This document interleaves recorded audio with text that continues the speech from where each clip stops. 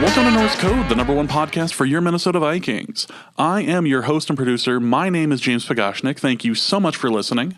And on the other end of the tin can and string, we have our analyst and co-host. You know him from numerous blogs around the internet, numerous podcasts, websites like Cover 32, Cold Omaha, and all that. He is our useful human. He is the Bengali in a skull mine.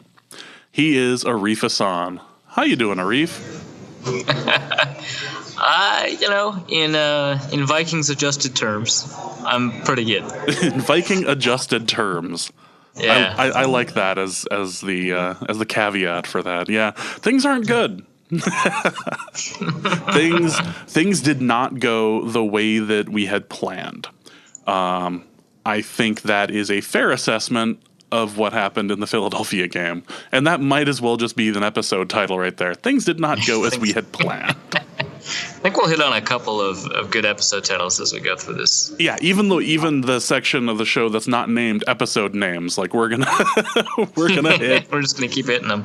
You know, it's funny. Week 1 we did our 3-man pod preview of the Saints for the Saints game, and in the show notes I had included a list of potential show names, and one of them was "This all ends in tears, so let's laugh about it anyway." I did not mean for that to be prophetic. I did not mean for that to be what actually happened. And yet, whoops, here we are, laughing wild amidst horrible woe. So, we have lots to talk about. We are going to go over the NFC Championship game in as much detail as we can.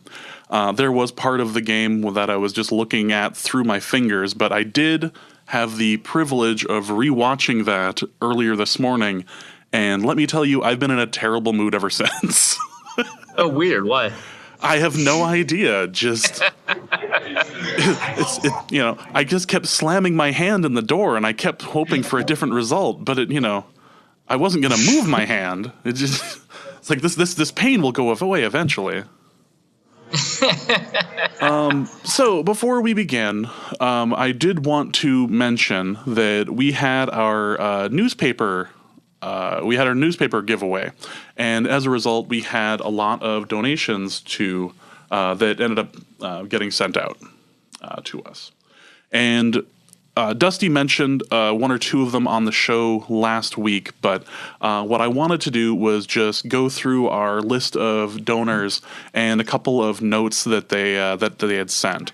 Arif and I both are of the belief that if you're going to send money to the show and help keep the lights on, that unless it's obscene, we will likely end up reading your note and kind of going through. So we got a couple of them to go through. The first one I want to mention is from Bill Bodke, who says, "Hi guys, thanks for all the work you do on Norse Code. As a Vikings fan from Faribault, Minnesota, transported to Colorado, I have been listening for years. I thought it was time to be a sponsor. Hopefully this amount is a good start. Thank you for answering my email questions. Go Vikings, best regards." Paul Peitner is from Austria, and he says, "Greetings from Austria. I promised myself that if the Vikings win against the Saints, I will donate a small amount to you guys. I enjoy listening to you on the way home from work in my car every week. Keep up the good work, and tell Arif that Keenum is just too clutch to let go." Sadly, I don't think that ended up working out. Today was a hard day at the office after just 3 hours of sleep since that game ended in Austria at approximately 3 a.m. Can you imagine watching the Minneapolis Miracle and then trying to go to sleep at 3 a.m.? That's wild. Yeah, I can't imagine that at all. No. Kyle Slabby, who just has it nice and short and sweet. Keep up the great work, guys. Hunter Vike, I believe he's from Fargo, one of our Fargo listeners. He says, "Let's skull crazy. Been meaning to donate for a really long time, so why not now after such a big win?" Manuel, who hopes he can win some of the newspapers. Also, he is another Austrian watching the game in a small village next week, going skiing and can't miss the game. Did we have some Austrian following that we didn't necessarily know about? We must. It's kind of like David Hasselhoff. Huge in Austria. Huge in Austria. The best fans in Austria. Barrett Damien, speaking of foreign listeners, as the only possible Vikings fan and probable Norse Code listener in Hong Kong, I need all the bumper stickers, Minnesota paper, front pages, and Luther burgers I can get my hands on to spread the following. Keep up the good work, guys. Hong Kong works for me. You guys went to London this year. Maybe we should consider. I mean, they're not going to have a game in Austria, but I think we probably have a couch or two we could crash on. Maybe in Hong Kong. Next up is from Michael O'Brien. It says, "Hey guys, haven't lived in Minnesota in almost 30 years, but I'm loving the show from my snowy Manhattan today, and felt compelled to throw a little scratch your way. If I publicly state that I agree with Arif's Keenum takes, does it get me an extra entry in the drawing? I need some of that sweet, sweet Pioneer Press action. Keep up the good work." As much as I appreciate the effort to kind of goose things, I think it would be unfair. But I like the attempt. Is that the situation where Dusty read the email simply because it said Dusty is right? Right, exactly. Tyler Dyke says, "Thanks for the Norse Code content over the years." It's a kind of a longer one, so we can't really go over the entire one, but again, thank you, Tyler. Stephen Adams with a nice donation. Thank you. William Edwards says, "Started listening this season. Love your work, especially the weekly preview." Thank you, Will. Joseph Proviel, who has a nice little question here that we can just kind of go into real quick. "Been a weekly listener for years. Whoops. By the way, squeeze in a question. Best suited for their roles in their respective schemes, Michael or Eric? And is that due to coaching or is that due to skill set? Best Vikings podcast, hands down." Joseph. It's actually a good question. It's kind of tough. I think Kendricks fits the Viking scheme really well. But I'd say, Eric Kendricks fits the Viking scheme really well. But I think Michael, despite being the backup, basically, that he had to take over for Jordan Hicks, I've always been a big fan of his game in Philadelphia. I think Michael probably is a better fit for both the Vikings and the Eagles scheme, which is not to say Eric Kendricks is, chopped liver or anything. He's obviously quite good. But in terms of skill set, I think Michael just has that movement ability that's kind of a requirement for an inside linebacker in the Vikings scheme, given how much they have to move out from the A gap to the screen area and drop back into coverage. So, that's it. But it's not like Eric Kendricks may have been the better linebacker this year, but Michael's kind of like a better fit, if that makes sense. No, I agree. Let's go to Ethan Santare, I always mess up his last name. Apologies. Thanks to the Norse Code team for continuing to be awesome. Thank you. Johnny Zoltan donates and says, "Longtime listener from Indiana. Finally decided to throw my tree fitty toward the tip jar. Thanks for the great contents and skull." Colin Olson just has a simple, "Keep Keenum alive," and God, I wish we could have. Just nearly there. Just about there. Kirk Lindgren. Listen to every episode. Love the podcast. You guys rock. Figure I owe you at least Tree Fitty for all the hours of entertainment. Keep doing what you are doing. Thank you. Spencer Barnes is honored to help you guys fight the good fight against that horrid beast. Now, I don't know if he was referring to the Eagles or the Loch Ness Monster, but I like to think that it was both. It was probably both. Appreciate it. Kind of a longer message from Sam Buckley, but just a little thing here. "Hey guys, longtime Vikings fan from Wellington, New Zealand." He actually donated in New Zealand dollars that ended up being very close to Tree Fitty, which I appreciated. Listening to the podcast, thoroughly enjoy your top-notch Vikings analysis and your takes on all those American foods that I only assumed really existed on TV or in the movies. Luther Burger's real. Tastes good. Taste the Krispy Kreme.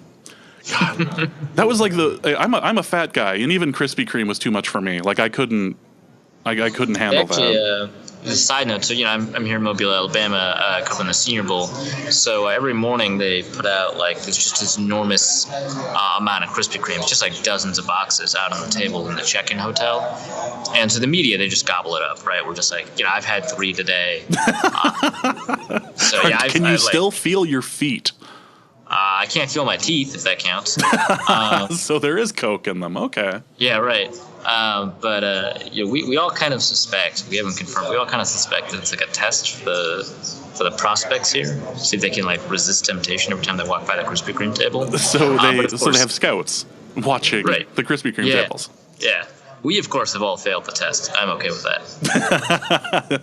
Luckily, no one's going to be looking for your hand size or vertical leap here in the next few days. That would be terrible. Maybe you could just chart it over the next 2 days and just watch it decrease as your mass increases thanks to the Krispy Kreme. Oh, Jesus. Yes. 2 more. AKK Pewter, Dear Dusty, James, and Arif. This was my 6th season as a full-time overseas Viking fan, and I wouldn't change that for the world. All the best, Alex from the rainy south of England. And finally, there was a promise earlier this year that there'd be donations based on Vikings wins. And Candace Hare, who you should definitely follow on Twitter, followed through on her promise. And just a quick note here, I wish this came under happier circumstances, but hey, at least this is the one avenue by which Arif can devise a way to blame Carson Wentz and Case Keenum for a single loss. Candace. It really was all for me. It's true. Yeah, this whole season was building up to this one great Arif moment. Anybody else who didn't see this coming is a fool. We called this week 1. This was all going to end in tears, and we just need to laugh about it now. So yeah. So thank you guys so much. Apologies if that went long, but I really did want to just go through and thank everyone for donating.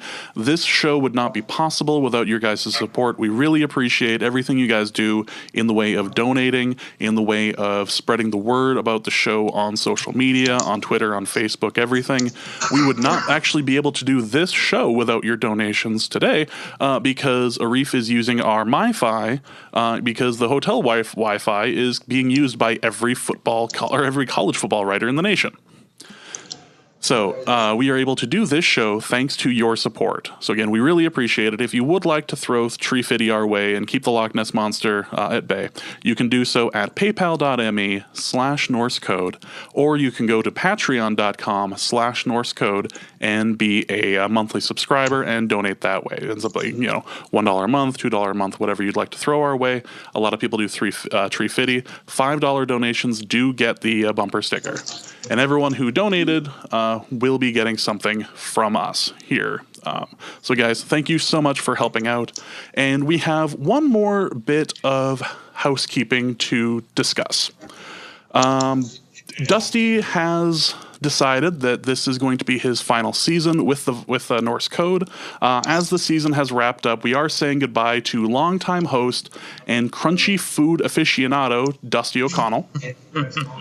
It's something that had been discussed previously, and it made sense to make the move now. We obviously appreciate everything he's done for the show over the years and wish him the best of luck in his crunchy endeavors.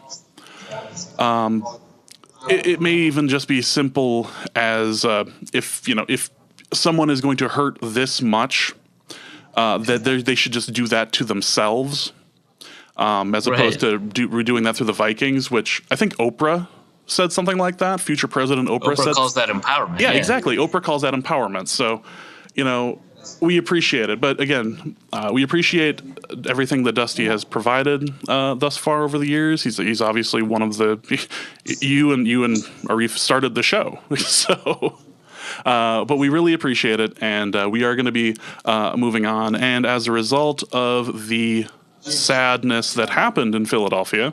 Hey, there's a show title. We will be moving on to one episode a week for a little bit, and then it will likely trail off to once every 2 weeks. and then kind of as needed due to Vikings news coming out, because the offseason, while it has all sorts of college prospects and draft analysis, is a barren wasteland of information as far as teams go. So we will be dropping off our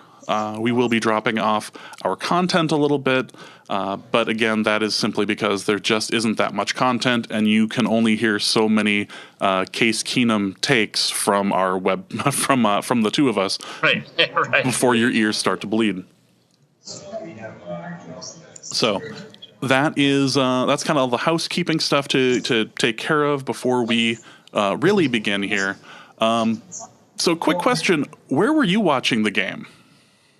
I was actually down here in Mobile, watching from our Airbnb. Me and Luke just kind of set up. We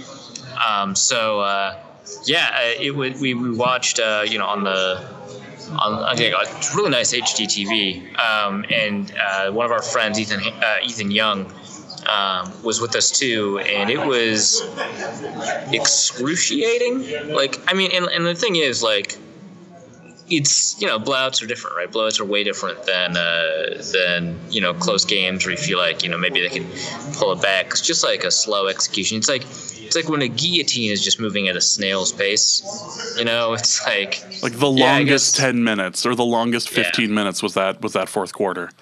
Yeah, exactly. It's because, I don't think any Vikings fan, especially given the way the Vikings seem to be playing, going through the motions and stuff like that, I don't think any Vikings fan, believed that the comeback was coming. No. I gave up hope sometime in the third quarter. So here was my situation. I was in a bar in East Grand Forks, Minnesota, and they gave out raffle tickets 20 minutes before the game started. You had to be there up to a certain point. And if you stuck around after the game, they were doing drawings. And this felt very similar to a Mike Birbiglia situation where he spoke at a charity event. And while he spoke, he just did terribly for the room, and everyone left. And he went to his brother and said, "We need to leave now." And his brother said, "No, we can't leave. Everyone else just left, and I still have raffle tickets, and now my chances are amazing." And a buddy and I sat there and cleaned up in the raffle because we stuck around. I'm surprised that they had the energy to just go through with it. Yeah, well, it was great. I laughed so hard when we won the grand prize. Just this is fantastic. There's only one way this ends, and that's with our number being called, and that's exactly what ended up happening. So in more ways than one. Yeah, that's perfect. Yeah, that was the only reason I could barely watch the last quarter of it, obviously, but we had to stick around. Well, first off, he's a Saints fan. So it wasn't that difficult for him. He was there the week before when we watched it and watched the Minneapolis Miracle. So he was there for moral support because he knew this was all going to end terribly for the Vikings. So we're there for each other, right? Okay. So yeah. And he's not he's not one of those guys who was just a fan at the 2009 season. He went through the Jim Bob years. Or the wow, of the terrible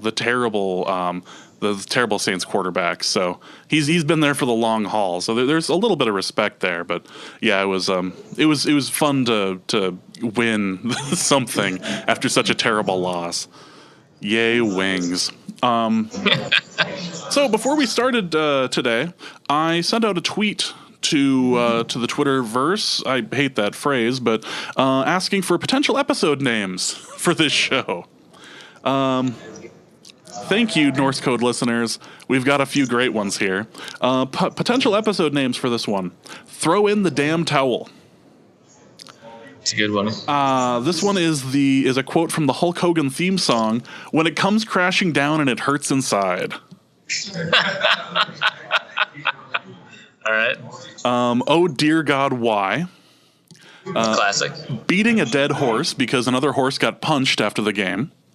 Wait, another one did? Another horse got punched after the game. Somebody got arrested Classic. again for punching a horse, because that's a thing. Stink at the link. I like that one. That one's got a ring to it. That's pretty good. Bagging the trash. Yeah. Okay, yeah. Eulogy in Philly. I like that. It's got just a little bit off that prevents it from being kind of the rhyming, but I like it. Yeah. A Norse post-mortem. Okay, yeah. It's very straightforward. Philly flop. Flop being spelled PHLOP. Feels like I think I tweeted out Philly flop as like just a name for the game. So Yeah. I'm close enough. The gang tosses beer cans. Reference to It's Always Sunny. That's good. That's a dark horse here. The Yeah. opposite of good.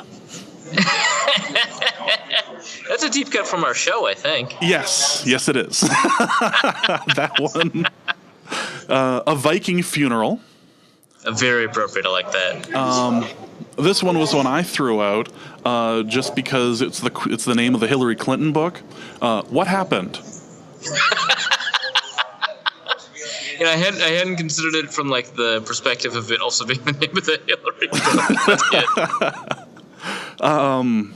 And then there's the line from True Detective that I tweeted out at the perfect time during the third quarter, right after that right after the dropped touchdown from to Thielen.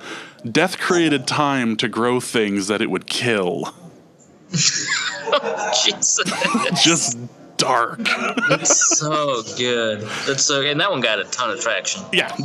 And finally, F. Ben Natan, and no, he cannot stay at my house for the Super Bowl. Yeah, we're not talking, man. I'm in like 3 separate group chats with him, and every time he says something to me, I just ignore him. I'm not talking. Sorry, Ben. I'm sorry. Screw you. Sorry, not sorry. Your ginger ass has a team going to the Super Bowl. We're not talking. So let's talk about the game. The first drive looked nice.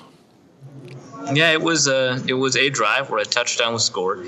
I haven't, like, I know this is surprising, but I haven't gone back to watch the game again to see kind of what went wrong. You know, it's just, I'm not up for it. Plus, I've kept myself busy here, so I don't even remember. Like, I know that the first drive occurred, a touchdown was scored. It was a very nice Kyle Rudolph touchdown. Oh, okay, I remember now. I got a couple of tweets from Kyle Rudolph truthers about that. Yeah. Yeah, thanks. That was the only catch he had all game, so you got it. So, what happened? You can argue that that all of the momentum, if you believe in momentum, that all of the momentum shifted after the pick six that seemed to take 30 seconds. It seemed to take forever, actually, to cross not just the 40 yards, but then across the field too. Mm-hmm. You could argue that all the momentum shifted, but something went horribly wrong right after that happened. Yeah. So I've made fun of commentators a lot of times for using the word momentum. I've been very critical of the way that it's kind of deployed.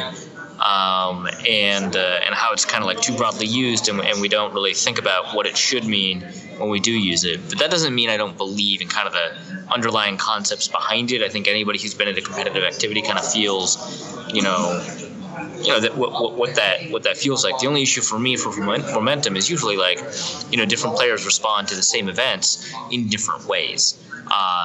Sometimes when they get down, they're confident. And that's a good thing. Sometimes when they get down, they're confident, and that's a bad thing. Sometimes when they're up, they kind of relax. Sometimes when they're up, and that can be a good thing or a bad thing. Sometimes they're up, they play a little bit nervous with the lead. It's different for every player. You've got 22 people on a field. And they're all going to react in different ways. But sometimes, some things happen, and it's pretty clear that a team is out of it. And the Bengals game, on the other side of the ball, we saw that, right? The team was out of it. You could say that was momentum. You could say that, it was energy or whatever.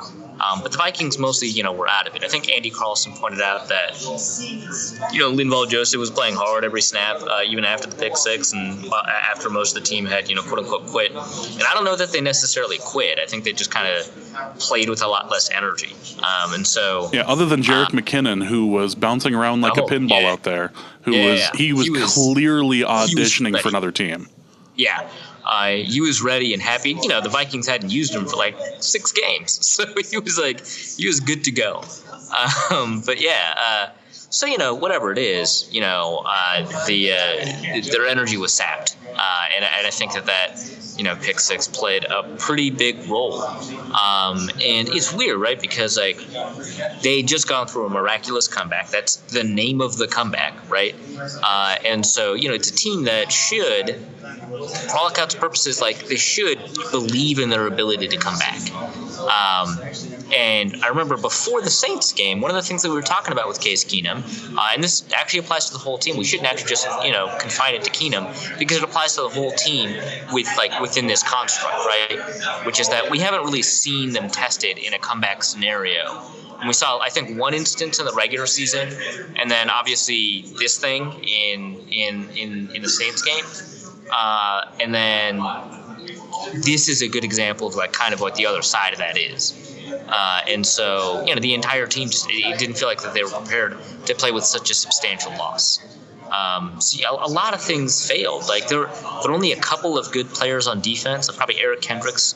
I thought he played well, and Linval Joseph. But really the only 2 players that you could legitimately say played well over the course of the game on defense. And that's frightening, right? Because, it's the Vikings defense, number 1 defense in the league, give up the fewest amount of points, have this amazing sort of historic, third down, statistic. Of course, my pinned tweet at the time, was, how are the Vikings so good at third? It was a link to the article about third down defense. And, Philly, I think at the time I got my first tweet about it was 7 of 10 on third down. And people just kept on responding to the pinned tweet. And I was like, okay, this is hurting both of us. I'll just unpin it. But yeah, the defense, was a huge liability in the game, and maybe they played with a lot less energy. Certainly, they got confused by what Doug Peterson was doing. A lot of play option passes. People call them RPOs. Sometimes they were RPOs, but most of the time it was a play option pass where it was just a package play where Nick Foles didn't have a running option. It was just you give the ball to the back, read a linebacker, and then throw the ball based on what the linebacker did.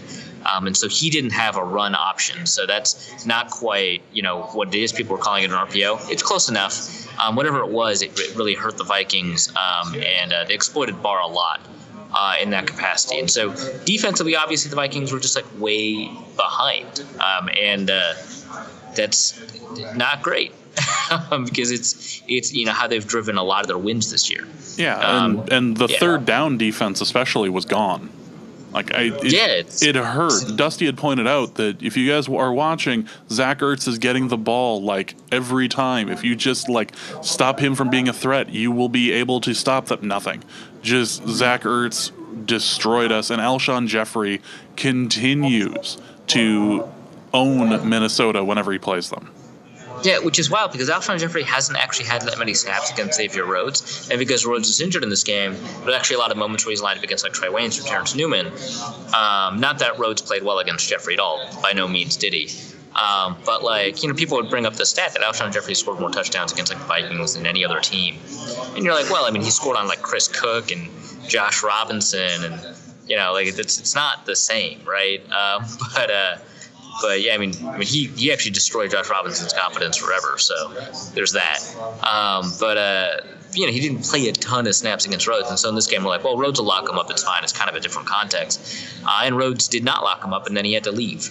And so, which that's also been canary in the coal mine for a while, right? Because Rhodes has left 8 games injured. At this point, it's a running joke. Right. Yeah. And so, hopefully, in the off season, if there's a recurring problem, and you really hope that it's some recurring problem that can be kind of fixed with rest, rehab, or even if you have to go there to surgery. Yeah. Because otherwise, we're going to be put into yet another situation where Terrence Newman is giving up a touchdown. Right, and you don't know, like, next year, is he going to be even on the team? Does he hit a cliff at age 40? What happens, right? So you can't rely on that either. And so then you're left with, like, Marcus Sherrills, who, I guess he's good at covering Kelvin Benjamin somehow. But other than that, you're not going to trust him to cover anyone else. So, it was really bad, which, a lot of people have gone kind of out of their way to talk about the defense because, in that way it's like not, Case Keenum's fault, and I totally sympathize with that because the defense played well outside of their expectations. And they're supposed to help preserve leads and drive wins, and they didn't do that. But yeah, that's a big part of what happened. And also, some things you just can't account for. Harrison Smith had an abysmal game, probably the worst game that he's had since high school, right? Like, I don't think he's had a game that bad in college. He certainly hasn't had a game that bad in the NFL. And he just got whipped around by Zach Ertz.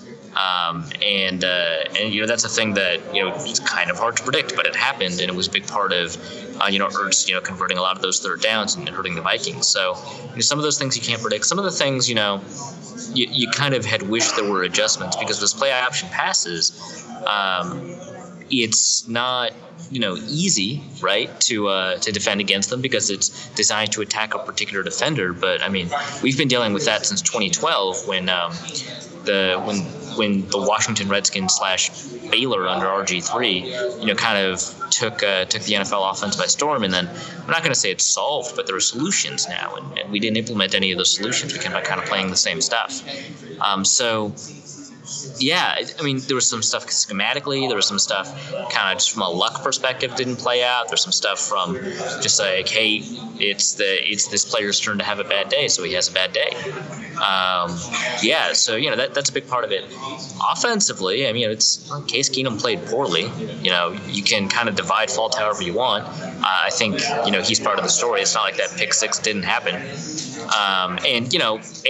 And I get it, right? Because I think on the fumble and the first pick, you can kind of move stuff away from it being Keenum's fault, and I think pretty justifiably. I was talking to someone about this, and I was like, I think, if we look at those two turnovers, and we say, there's a 200% fault, right? 100% for one turnover, 100% for another turnover. Maybe it's only 30% out of 200. Keenum's fault in those two turnovers. And maybe you can justify it, but at the same time, he's throwing to a receiver that has, 3 cornerbacks or 3 defensive players kind of in the area. It's actually a bad decision too. And so you can't really kind of excuse him for having been hit on that play. And you do want him to have better pocket presence, on a fumble like that. And of course the other pick, that was his fault. So, he played kind of poorly. It's, the clock hit midnight. He turned into a pumpkin. The Vikings running game wasn't going. Jerick McKinnon did most of his damage through the air when he did do damage. And even we had a Thielen drop and stuff that was uncharacteristic and stuff that was expected. It was a combination of all of those things. And I don't know, man. It's like stuff happened that doesn't happen all season happened to the Vikings in the NFC Championship game. So the Vikings happened. I don't know what else to say. The Vikings happened. That's I feel like that's also a possible episode title. It was rough because I have a feeling this would have been less difficult if we hadn't had that first drive score. It would have been better if they got 41 donuted again? Yeah, I think that would have been better because at that point there would have been no hope. What are we talking about? That's how bad this game was that we're talking about. Maybe it would have been better to have been blanked. Yeah. That's what we're talking about. Because that's what it felt like. It was just a simple game where that first drive, everything worked, everything clicked, and we had 3 things go our way right away. We had that pass that the guy jumped for no good reason out of bounds, and then there was the drop and everything. Things were working in our way, and then it just stopped. And then everyone on the team forgot how to play football, and everyone on the sideline forgot how to coach. Mm-hmm. It was, yeah. I was trying to rank this between the Seattle game and the because Saints game is like a number being retired. This was somewhere between the Seattle wide left and the 41 donut. And I think this one might have been worse, but I also wasn't in a section of the stadium where it looked like it went in. Yeah, right. That beat me up so much. This feels, I think, worse than the Seattle game, because in the Seattle game, you at least had like the confidence knowing that the defense, for the most part, played well. Yeah, Captain Munnerlyn misses a sack. Josh Robinson loses his assignment on an insane scramble, which again, I actually don't blame him that much for. Adrian Peterson's fumbles. And yeah, Adrian fumbles, and but the defense largely played well with a couple of mistakes, right, in the Seattle game. And in the cold, there's only one touchdown scored in the game. The kicker scored most of the points. I thought actually Blair Walsh had a good game, right, because he made 2 kicks he shouldn't have made in the cold. 53 and I think 49, I want to say. But obviously he didn't make the kick that ended up being kind of the one that we watched the most. Yeah.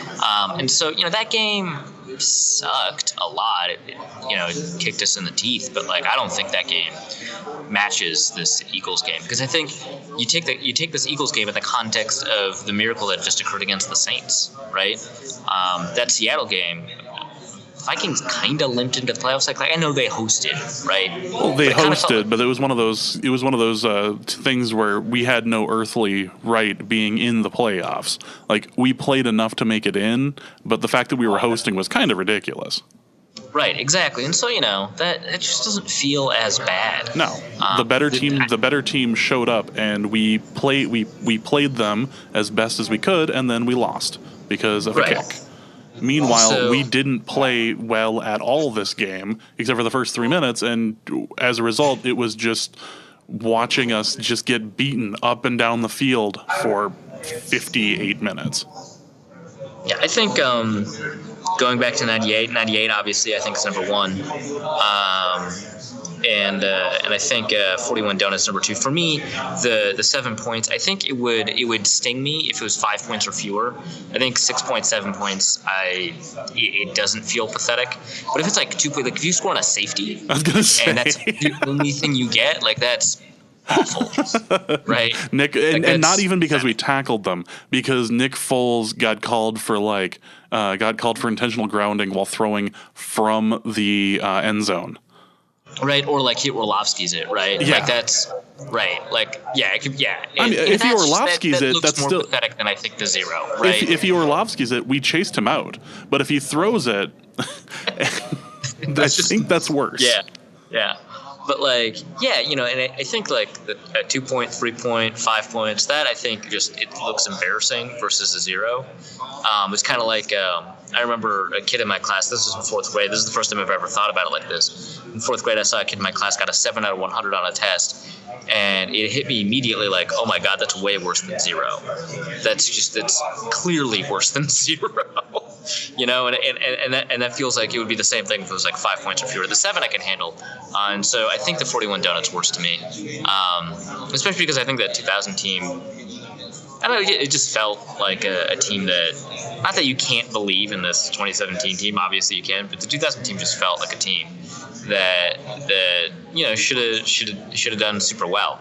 Not that this 2017 team isn't, but the 2000 team felt more of that. So I think this is kind of below that, but above the Seattle wide left. Yeah. I hate that we have to determine which wide left we're talking about now. This team sucks. It's so stupid. And obviously this is worse than the 2003 McCown game. Yes. So, but if we're talking about him, that's where I put it.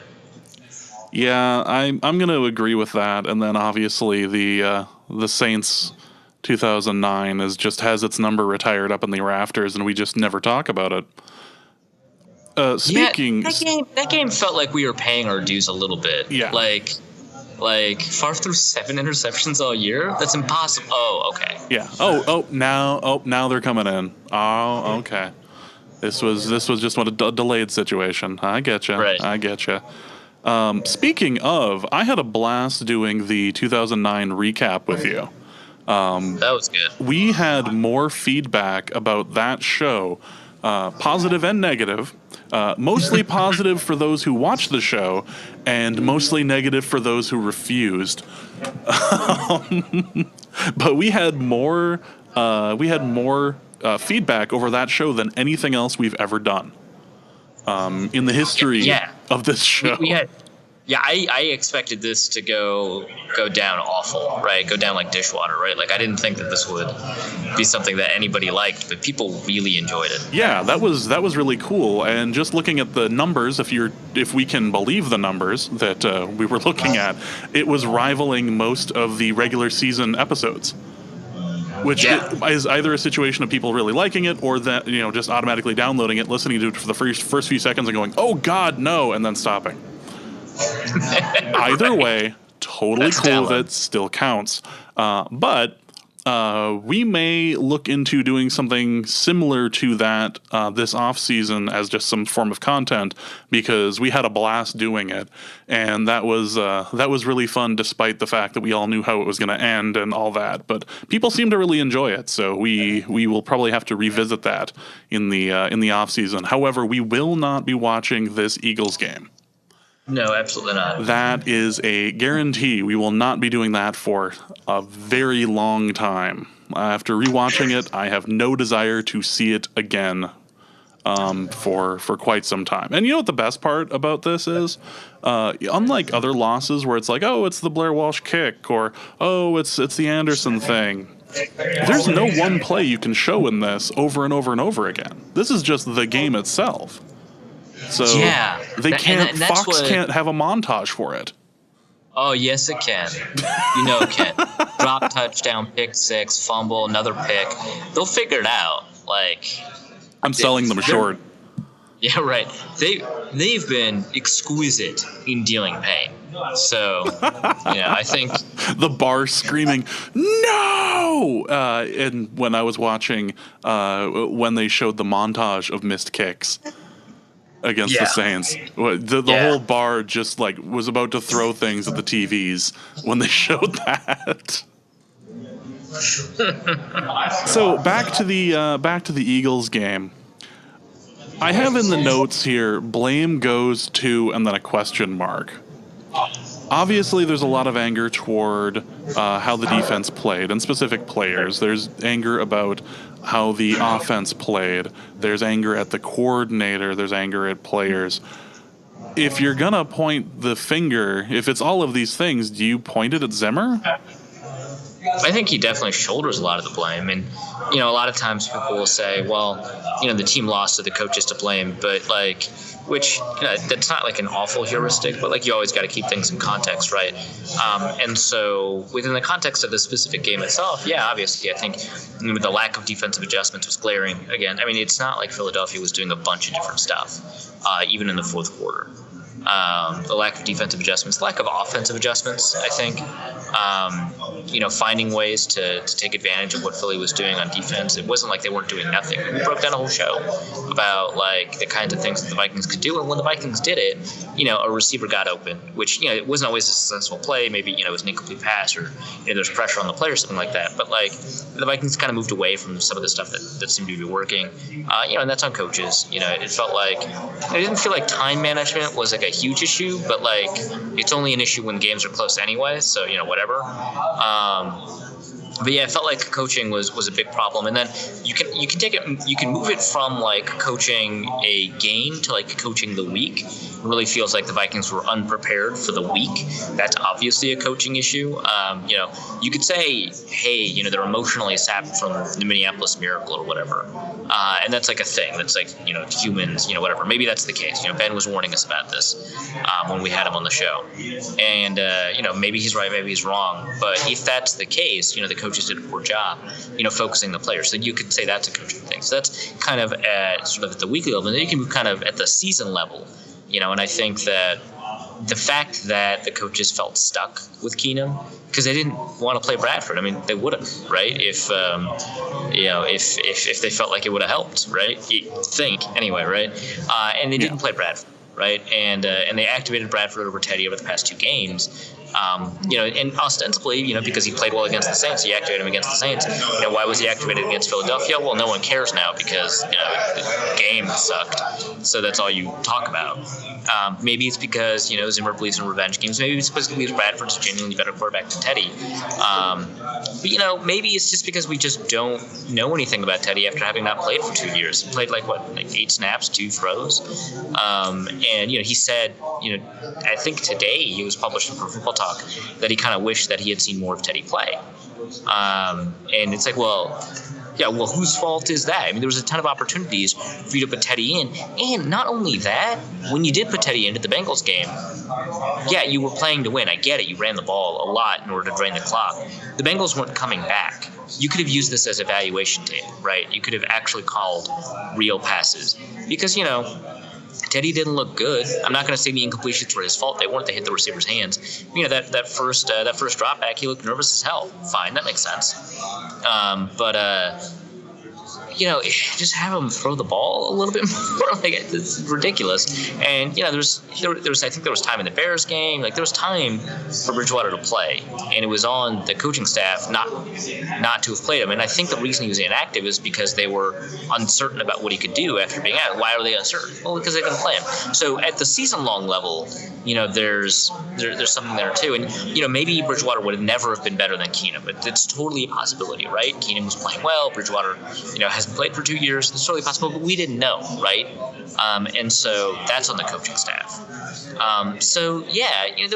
There's clearly some level of blame, towards the coaches. I already talked a little bit about Keenum's blame, kind of the blame that he shares. Obviously, the offensive line played, very poorly. He had pressure coming from the right, left, and up the middle. And so you can, talk about that, because pressure creates, difficult situations for quarterbacks. And he was hit on, 2 of those 3 turnovers. And so, they, clearly share the blame, right? And so, Latavius Murray played well. Jerick McKinnon played well. I don't want to blame them too much. I think Stephon Diggs, played well. Again, haven't rewatched the game. I think all of those things play a role. The Vikings had bad luck. The individual players played poorly on defense. The individual players played poorly on offense. They were coached this poorly felt in the like game. the Panthers game on HGH. That's what it felt like. This felt like the Panthers game on HGH. Exactly. It just the Panthers game was you could see kind of the storm clouds in the distance coming in, and you felt like trouble was coming. This felt like, to kind of steal from 1984, this felt like a giant boot slowly coming down on your face. They're both imminent doom, but one is clearly more concerning. Yes. This is going to be messy, and we're going to be talking about it with therapists for a while. Yeah, well, you can afford them, so good luck. Yeah. Otherwise, you have Norse code to help you work out these problems. Speaking of, why don't we wrap this up and get into the mailbag, because we've got plenty of stuff to go through for the mailbag, but just final takeaways from the game, other than Vikings fans aren't allowed to have nice things, and the Philly fan base is full of scumbags. I wasn't gonna name names, but you are not above that. So, Ben, it's disappointing because this is not. Dusty had tweeted something out after the game saying this is not the Vikings team I tried to cover over the past 5 years. What we watched was a team that was unprepared. We watched a team that was not able to handle 4 people rushing, let alone when they were able to change it up. Mm-hmm. And this was a team that didn't know how to stop easy crossing routes. And it's something that they've been excellent against all season. Yeah, it was just an absence of everything that made this team this year.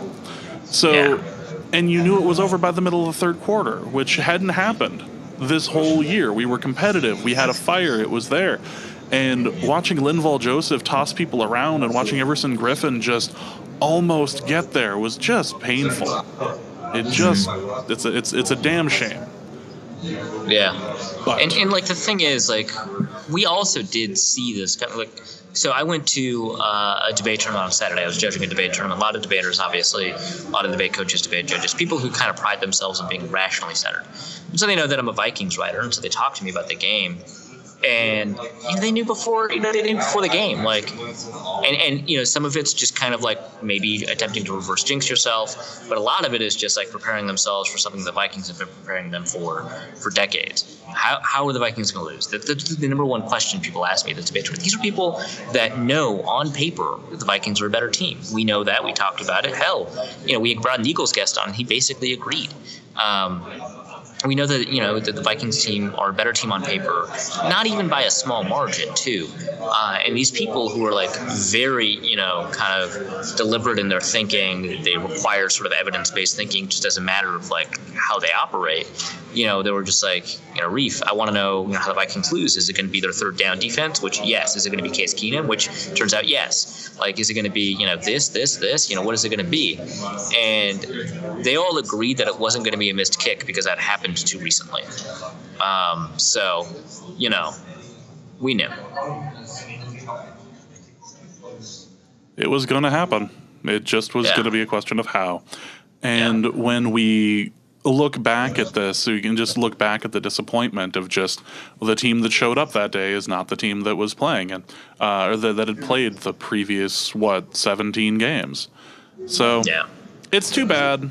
We will, however, endeavor to persevere and make it through this off season, and then losing the wild card next year, and it'll be fine. Yeah. Sunrise, sunset. The thing that we didn't plan for was Nick Foles having the best game of his career. Yeah, and that's I think one thing that kind of does get lost in the shuffle here, because you see a bad quarterback have a good game against a defense, and you think, well, that defense must have really screwed it up.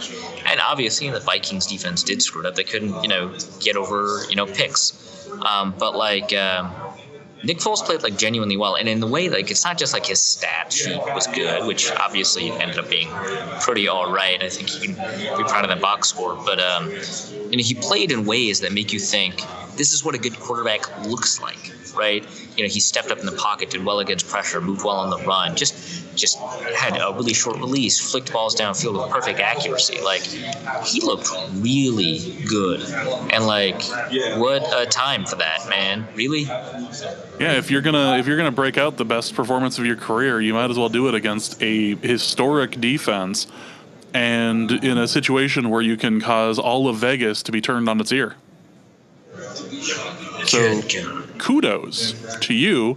Also, I am in a position where I don't necessarily want to watch the Super Bowl anymore, but you endeavor to persevere. You try. I still don't know. Like, I know it's my job, but like, I still don't know. Like, what's crap, and I had briefly mentioned this as an aside to you a few weeks ago, that if we do end up playing meaningful football in the month of February, that we could do a couple cool Norse code things, because we're never going to host a Super Bowl again. And we're never going to be in a position where we could play in it. So we could possibly do a couple of events and do a couple cool things. And all that is gone because of Ben Natan. Not because of Nick Foles, mind you. It's all because of it's all Ben's fault. It's Ben's fault. Yeah. Oh yeah. Nope. This is it. So let's get to the mailbag, and we're going to do a little bit of sitting Shiva up front. Ben Peterson asks, at this point, should I worry about Child Protective Services being called if I encourage my son to be a Vikings fan? Yes. That seems accurate. Dan Blanco, I'm thinking about retiring from watching the NFL after 38 years of misery. Is this a wise move for my mental health? It is, but I don't believe you. I mentioned a couple of weeks ago the fan that there was a guy that was in charge of a fantasy league that I was a part of, and he quit watching the NFL this season because of the Colin Kaepernick thing. not having a team and everything. And a few weeks ago, I'm still friends with him on Facebook. A few weeks ago, he started mentioning, because he's a Titans fan. He was actually one of the people who would like run around on the field with a Titans flag. He was like hired by the team for that, and he started tweeting out, or he started mentioning things about football again this year. I was like, yeah, I knew it. You didn't actually quit. Especially when your team hit the playoffs. Oh, did you quit for the regular season? Is that it? Okay. Darn shame that you missed all those Marcus Mariota games. Matt Fries.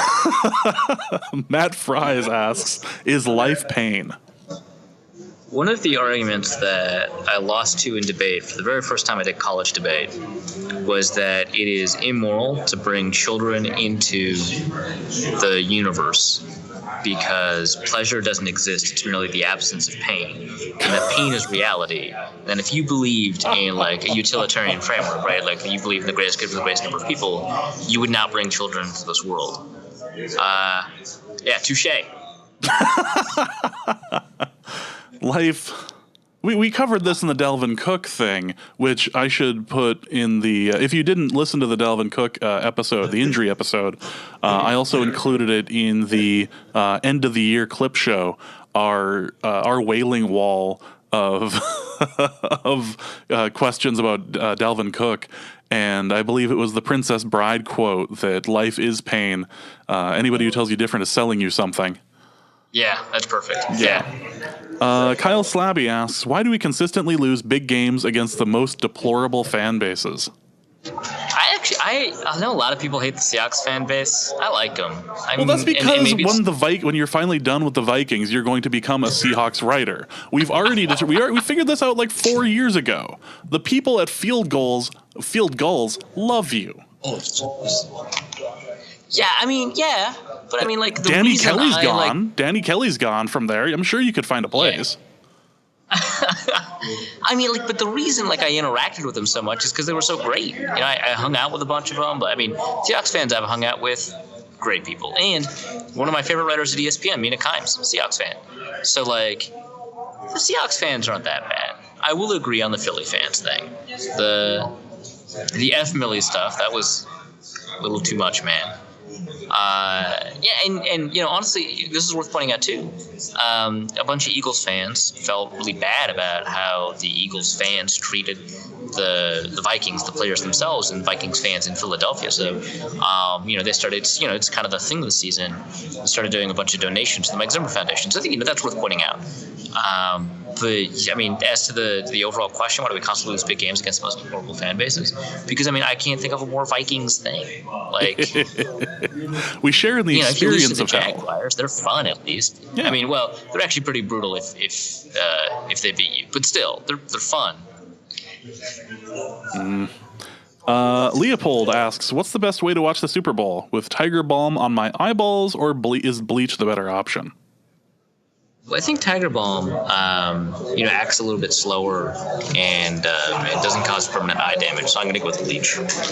You know, you could just do the whole, like, icy hot thing and just put icy hot in locations that you wouldn't necessarily put icy hot, and then just let that burn for a while, and then you don't have to worry about the game because you're too busy screaming. Yeah, yeah, good solution. There are options. It's like when your dad, when you stubbed your toe or stubbed your rammed your finger and you're crying and your dad like pinched you and you're like, what'd you do that for? I was like, well, you're not thinking about your finger now, are you? It's kind of like that. Parenting advice from actual parent James Pagashnik. Ding. Damian Barrett asks, what does having nice things feel like? I don't think we know. Yeah, I mean, when you find out, tell us. Ben Natan asks, can I come on the show? Who? Yeah. Young Sheldon on CBS fan. I'm convinced he's not a fan of the show Young Sheldon. He's just a fan of the commercials. He asks, why is Zimmer such a bad coach and why should he be fired? I mean, if he's a fan of the commercials, maybe I can answer the question. But if he's a fan of the show, I cannot. Let's for the sake of argument, let's just assume that he's just a fan of the commercials. Yeah, I mean, yeah, obviously he shouldn't be fired. But if he did, that game would be grounds for it. I mean, we did see Mike Mularkey get fired after winning a playoff game. So, I mean, hey, they were working so, on an extension for him. They were working on an extension. Yeah, and then some internal politics within the organization kind of won out. That was basically like Krusty the Clown going, "Oh, you know why I got fired? Politics." Had nothing to do with my terrible gambling addiction or the Percodan addiction. Ugh.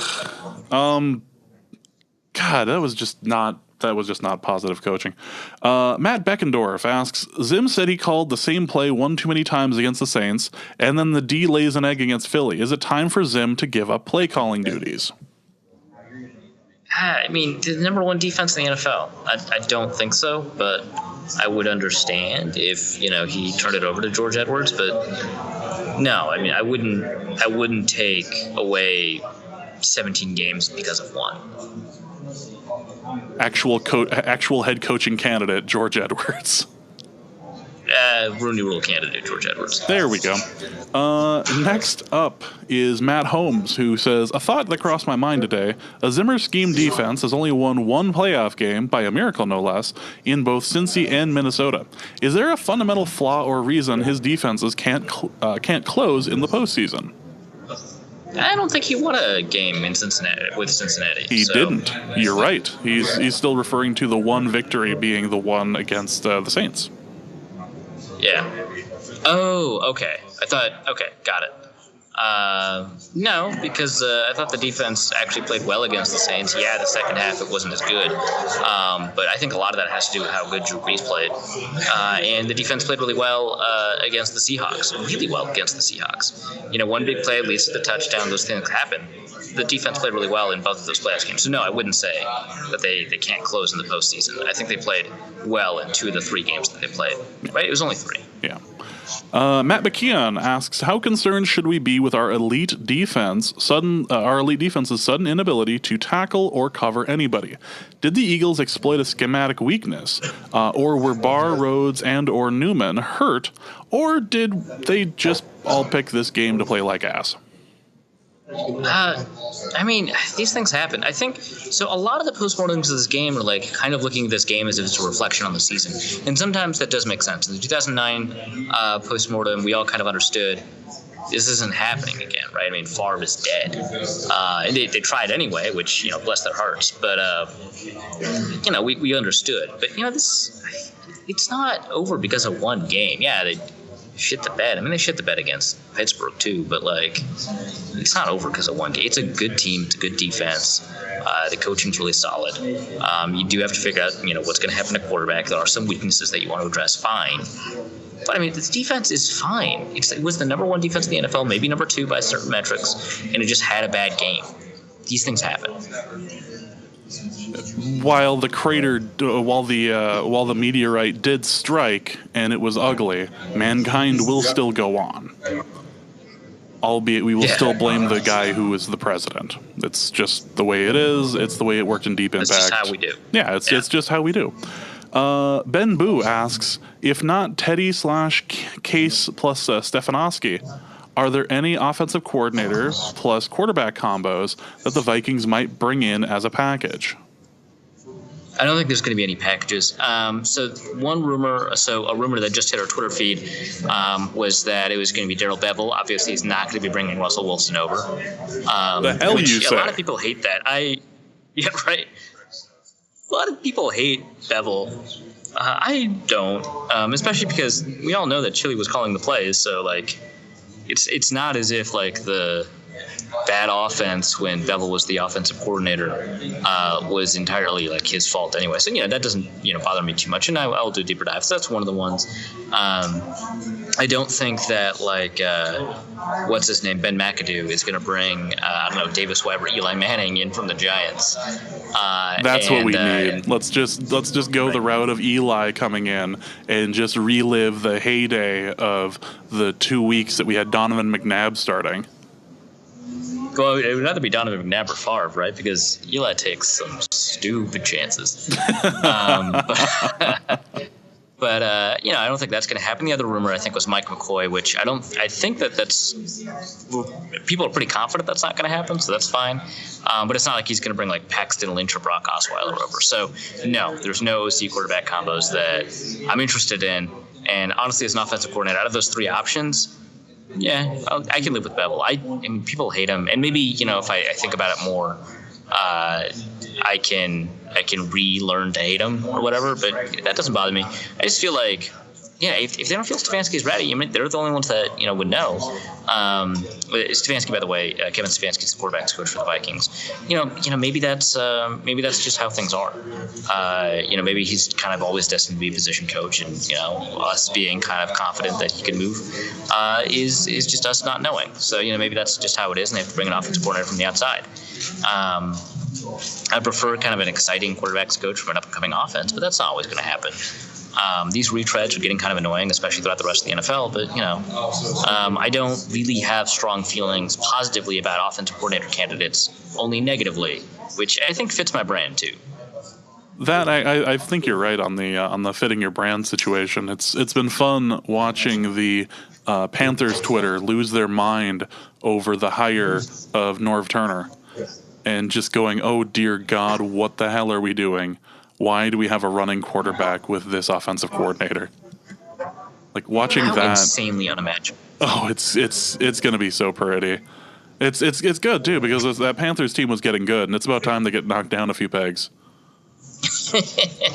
Corey Rug asks, besides the quarterback free the quarterback free agent drama, which one impending unrestricted free agent should be a priority? This is tough. I was actually putting together an unrestricted free agent list for a little bit before heading out to mobile. I like Sheldon Richardson and Chris Jones at defensive tackle. Chris Jones from the 49ers. There's a couple of defensive tackles named Chris Jones. I like Rex Burkhead to replace Jerick McKinnon. Those are guys that are interesting. Andrew Norwell, Zach Fulton, Senio Calamete, all pretty good options. But I think maybe the highest priority could be Aaron Colvin with the Jaguars. They don't like him there. I get it, but he played well. He just happened to be the least well performing of that pretty stellar defense. And you could have competition at that nickel spot, with Terrence Newman potentially retiring. And if Mac Alexander beats him out, he beats him out. But if he doesn't, you've got Aaron Colvin. So that's a guy that I like. And then you can kind of pursue the defensive tackle and guard options in the draft. Anonymous GM asks, which quarterback do the Vikings keep? Here's just a side note. Do you think that the Vikings are going to make a run at Drew Brees, either A, to make the team better, or B, just to troll the Saints? No, I don't think they will. And I think I'm not going to say they're in a precarious cap situation. In fact, we got a piece coming up on zonecoverage.com that talks a little bit about it. But I think that they would really restrict the flexibility to extend. They've got like 5 free agents that they want to extend who become free agents in 2019, and they want to probably strike deals with them in 2018. So using the $57 million of cap space, which I think is like the 7th most, it's not a small amount, to sign Drew Brees, I think would be potentially devastating to keeping that defensive core together. I think that's a sort of thing if you feel like you're in a very short window, and I don't think the Vikings are necessarily in a short window, so I don't think that's going to be it. As for the mailbag question, which quarterback did the Vikings keep? To me, I think it's likely Teddy Bridgewater. So, and that one makes the most sense. He's the youngest. He's going to be underpriced on the market, potentially, while Case Keenum is potentially overpriced. And there's the possibility that the Vikings do tool his contract. It doesn't feel likely to me, but it does make a ton of sense. If the Vikings toll his contract, just because it saves the money, and potentially it could just be a way to bridge a long-term free agency deal. Can we convince Cutler to play for one more season? Can we get him to throw touchdowns to Vikings? You can get him to throw touchdowns to Vikings, but I think he has to play for the Lions. Oh yeah, maybe. Final question, and I was actually thinking about this question this whole weekend. This is from Jack on Twitter, who asks, why all the flea flickers this weekend? I don't know, it was just weird. There were three in the Jacksonville Patriots game and one in the Eagles Vikings game, right? Correct. I think, you put tricky stuff in your playbook on a conference championship weekend, I guess. It's a copycat league. So, they nearly had success. I don't think they copied each other that quickly. Well, no, but that would be immense. No, but they may have seen what happened with the Saints game, and that almost working. Right. It's a copycat league. That could have been, let's just try to, let's just practice this week. Right. Yeah, it was just odd to see all that. Yeah, these things happen. Yes. That is going to be it for this episode of Norse Code. We had talked about this a little bit in the pre-show. How is everything going down in Alabama? There's no Carson Wentz fights this year? No Carson Wentz fights this year, but in fairness, my last Carson Wentz fight in Alabama occurred pretty close to the final day, so we still got time. There's plenty of time, plenty of possibilities. What are you promoting this week for writing, or is this just one of those, I'm going to be spending all of my time in Alabama watching people get measured and have their stats up on a screen and eat as many donuts as you can? No, I'm going to be writing about the Senior Bowl. I mean, the postseason's over. It's draft season now. So I'm going to be taking a look at guards and defensive tackles. All right. So we will be likely talking a bit about the Super Bowl next week. We will be also talking about the Senior Bowl, and Arif will certainly be writing about it as well. That is going to be it for this week's show. Thank you guys all season for listening, for tweeting out the show, for listening to it on other devices, for doing everything you can. If you have enjoyed this season, you can donate to the show in one of two different ways. You can go to paypal.me/NorseCode, or you can go to patreon.com/NorseCode and become a sustaining member, sustaining donator to the show. Either way, we really appreciate everything that you guys have done this year. This has been our most successful year, both financially and through listens. So we are continuing to grow, and we feel that we are the #1 podcast for your Minnesota Vikings. So thanks again. We really appreciate it, and that is going to be it. That's the end of the season, huh? Yeah. I wasn't back to 1 weeks, and since I wasn't on the show last week, I didn't get to mention this. But during the right before the catch by Diggs, my thought was, I'm just not done having fun this year on the show. And then the catch happens. Like, oh well, good. I get to continue on this. So, from all of us to all of you, thank you guys so much for listening. And in the words of Matt Khalil, demand excellence, but demand Norse Code. And we will see you next week. Norse Code is the largest and only division of Norse Code LLC. You can find Norse Code on the Daily Norseman, SB Nation's Vikings blog, at dailynorseman.com. You can also find it on iTunes, Stitcher, Google Play Music Podcasts, or wherever else fine podcasts are aggregated. Our Vikings blogger extraordinaire and generally useful human is Arif Hassan, who can be found on Twitter at Arif Hassan NFL. Our intrepid producer and occasional co-host James Pogachnik can be found on Twitter at Big Mono, or curating the official Norse Code Twitter feed at NorseCodeDN. I'm your host with a firm grasp of the obvious, Dusty O'Connell, and my name is my handle on Twitter. If you'd like to donate a few bucks to the show, your one-time donation can be made at paypal.me/NorseCode, or a recurring monthly contribution can be made by visiting patreon.com/NorseCode. Please visit our website, norsecodepodcast.com, where you'll find links to our Facebook and YouTube pages, along with the episode archive and some other good stuff. And any questions or comments that won't fit in a tweet can be emailed to norsecodepodcast@gmail.com. And on behalf of the entire Norse Code staff, thank you so much for listening. Our formula is this. We go out, we hit people in the mouth.